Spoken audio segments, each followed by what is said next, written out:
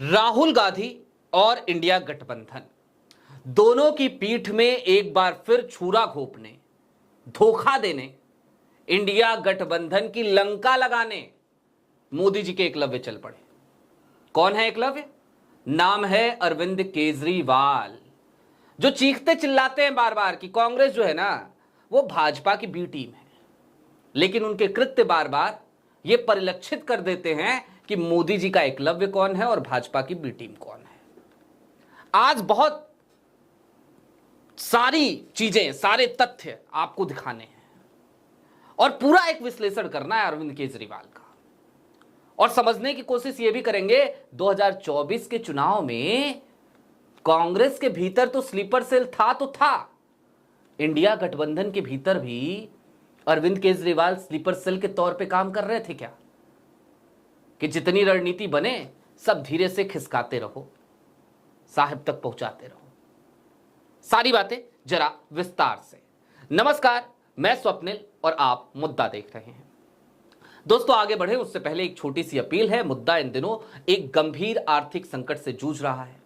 एक तरफ हमारे मेन बैंक अकाउंट्स फ्रीज चल रहे हैं, तो दूसरी तरफ हमारे 28 साल पुराने चैनल को हमसे छीना जा चुका है, जिसकी वजह से आज की तारीख में डे टू डे ऑपरेशंस में मुद्दा को काफी मुश्किलों का सामना करना पड़ता है। ऐसे में आपसे गुजारिश है, और ये गुजारिश करना, ये अपील करना हमारी मजबूरी भी, कि यदि आप चाहें, यदि आप सक्षम हो तो छोटी छोटी मदद मुद्दा की जरूर कीजिएगा। इसके लिए आप स्क्रीन पर दिख रहे क्यूआर कोड या फिर के नीचे दिख रहे यूपीआई नंबर का इस्तेमाल कर सकते हैं। अब आगे बढ़ते हैं और जरा समझने की कोशिश करते हैं कि आखिरकार हम मोदी जी का एकलव्य क्यों कह रहे हैं केजरीवाल को, और आज केजरीवाल साहब ने किया क्या। आज पूरे दिन की बड़ी अपडेट्स क्या रही? पहली अपडेट तो यही रही कि बिहार में चुनाव कब होंगे उसका शेड्यूल चुनाव आयोग ने जारी कर दिया। दूसरी अपडेट क्या रही? वो ये रही कि 4 बजे चुनाव आयोग की प्रेस कॉन्फ्रेंस हुई और उससे पहले नीतीश कुमार साहब ने 2100 करोड़ की, ऐसा लगा जैसे वोटों के लिए रिश्वत बांटती हो। हालांकि 26 सितंबर को 7500 करोड़ की और 3 अक्टूबर की तारीख को 2500 करोड़ की रिश्वत पहले भी बांटी जा चुकी है। अब एक और ऐलान हुआ आज। 2 खबरें आपकी स्क्रीन पर बारी बारी से। पहली खबर क्या बताती है? 11 प्रत्याशियों की सूची आम आदमी पार्टी ने आज जारी कर दी है। अब आप कहेंगे 11 ही तो हैं ना? बिल्कुल ना। दूसरी खबर, और दूसरी खबर क्या बताती है? 243 सीटों पर अरविंद केजरीवाल की पार्टी बिहार में चुनाव लड़ेगी। बिहार में। और उसके बाद से अब आपको एक ट्वीट और दिखाता हूं, वो भी ट्वीट देखिए आपकी स्क्रीन पर। वो ट्वीट, हां, गोवा को लेकर क्या कहते हैं ये? ठग बंधन। किसका ठग बंधन? भाजपा और कांग्रेस का। बीते कुछ दिनों से अरविंद केजरीवाल की पार्टी लगातार यही तो ढिढोरा पीट रही है ना, यही तो डंका बजा रही है ना, कि राहुल गांधी हो या फिर कि कांग्रेस हो, ये लोग भाजपा के स्लीपर सेल हैं, भाजपा की बी टीम है। अब जरा कुछ चीजें समझिए। अरविंद केजरीवाल की राजनीति की शुरुआत अन्ना आंदोलन से होती है। अन्ना आंदोलन के समय नारे लगते हैं, अन्ना नहीं आधी है, देश का दूसरा गाधी है। और उस वक्त पे जो मंच सजता है, उस मंच पे जो लोग आते हैं, अपने चेहरे को चमकाते हैं, वो तमाम लोग किस माइंडसेट के लोग थे और आज कहां हैं?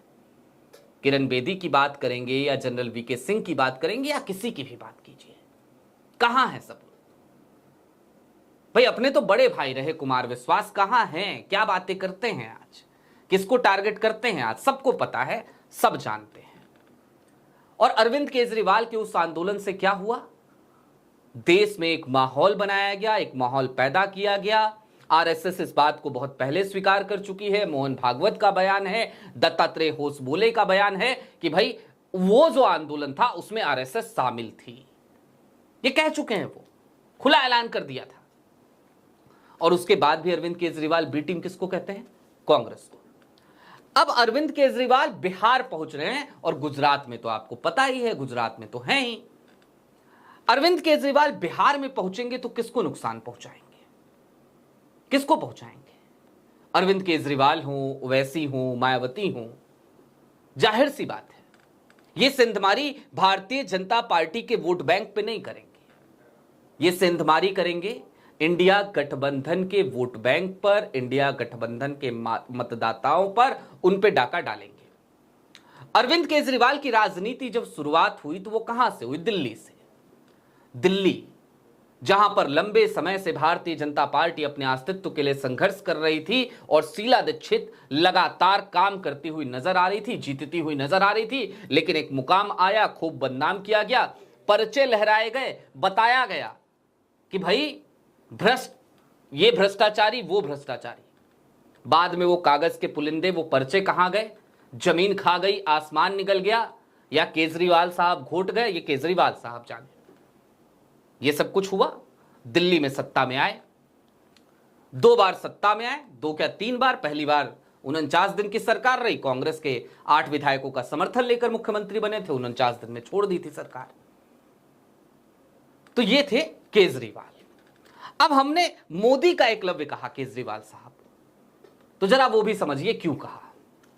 केजरीवाल साहब हमेशा एक बात कहे उन्होंने कि बंगला नहीं, गाड़ी नहीं, नीली वैगनार से चलूंगा, ये सुविधा नहीं, वो सुविधा नहीं, ये सब कहते थे। मोदी जी भी एक बात कहा करते थे, मोदी जी बार बार खुद को फकीर कहते हैं, और एक बयान तो बड़ा मशहूर है मोदी जी का, अरे हमें क्या फकीर हैं, झोला उठा के चल देंगे जी। तो ये जो फकीर साहब है ना मोदी जी, भाई दुनिया में शायद पहले ऐसे फकीर होंगे कि 10 लाख का सूट पहनेंगे, पैर से लेकर नाखून, सर से लेकर पैर के नाखून तक ब्रांडेड चीजों से लदे रहेंगे, लाखों का चश्मा, लाखों की घड़ी, लाखों की कलम, पता नहीं कितने हजारों के कपड़े पहनेंगे मोदी जी, और उसके बाद कहेंगे मैं तो फकीर हूं, फकीर हूं साहब, एकदम एकदम फकीर, एकदम फकीर। दूसरा केजरीवाल साहब की तरफ आइए, केजरीवाल साहब भी यही फकीरी दिखाते हैं, बताते हैं आम आदमी हूं जी, सड़कों वाला आदमी हूं जी, मेट्रो में चलने वाला आदमी हूं जी, यही सब तो कह रहे थे। मैं आपको एक हालिया अपडेट बताता हूं, अरविंद केजरीवाल दिल्ली हाईकोर्ट पहुंचे अभी कुछ दिनों पहले। पता है क्यों पहुंचे थे? पहुंचे इसलिए थे कि मुझे सरकारी बंगला चाहिए, मुझे सरकारी बंगला नहीं मिला है। अब सोचिए, जो अरविंद केजरीवाल लगातार ये कह रहे थे कि भाई बंगला नहीं चाहिए, तो अब मुख्यमंत्री नहीं रहे, तो अब काहे लिए बंगला चाहिए?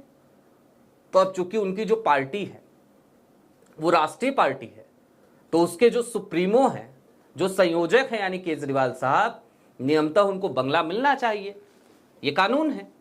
तो वो उसके आधार पर दिल्ली हाईकोर्ट पहुंच गए, कहे मुझे बंगला दो पहले, वो बंगला मांग रहे। और ऐसा नहीं है कि केजरीवाल साहब के पास घर नहीं है, जमीन नहीं है, जायदाद नहीं है। आपकी जानकारी के लिए ये बात भी बता दूं, गुरुग्राम में करोड़ों का फ्लैट है आज की तारीख में केजरीवाल साहब का, इंदिरापुरम में प्लॉट है, उनकी एफिडेविट से बता रहा हूं, केजरीवाल साहब के पास। उसके बावजूद सरकारी बंगला चाहिए, रहेंगे उसमें रहेंगे साहब। तो अब बताइए, मोदी जी के सारे कैरेक्टर, मोदी जी के सारे गुण केजरीवाल साहब से मिलते हैं कि नहीं मिलते हैं? और ऐसा नहीं है कि सिर्फ केजरीवाल साहब मोदी जी से सीखते हैं, मोदी जी भी केजरीवाल साहब से बराबर सीखते हैं। जिस कल्चर को रेवड़ी कल्चर कहा प्रधानमंत्री नरेंद्र मोदी ने, आज उसी रेवड़ी कल्चर के तहत 26 सितंबर को 7500 करोड़, 3 अक्टूबर को 2500 करोड़, और आज की तारीख चुनाव के नोटिफिकेशन जारी होने के, आचार संहिता लगने के ठीक 1 घंटे पहले 2100 करोड़ रुपए रेवड़ी की तरह बांटे गए। ये केजरीवाल साहब की ही तो देन है, मोदी जी ने वहीं से तो सीखा कि चलो रेवड़ी बांटते हैं। अब दोस्तों चलते चलते बस इस बात को समझिए कि केजरीवाल साहब आज की तारीख में शायद इस बात पर तुल गए हैं, या फिर कि इशारा हो गया है कि भैया एक काम करो, हालत थोड़ी खराब है। वोट अधिकार यात्रा राहुल ने निकाली थी, उसमें बड़ी भीड़ आई गई थी, मोदी जी को सुनने लोग आ नहीं रहे हैं, तो तुम एक काम करो, छोटे छोटे पैकेट्स में जरा वोट काट लो, और वोट काट लोगे तो जाहिर सी बात है, वोट बिखरा दोगे तो जाहिर सी बात है जीत हमारी हो जाएगी, और हम जीत जाएंगे, और हमें बिहार जीतना है। आपको नहीं लगता कि केजरीवाल साहब इसी मनसा के साथ बिहार पहुंच रहे हैं? आपकी क्या राय है, हमें कमेंट बॉक्स में जरूर बताइएगा। अभी के लिए दीजिए इजाजत। चलते चलते फिर वही अपील, चैनल पे नए हो तो सब्सक्राइब करते हुए जाइएगा, सक्षम हो तो छोटी छोटी मदद मुद्दा की जरूर कीजिएगा। बहुत शुक्रिया।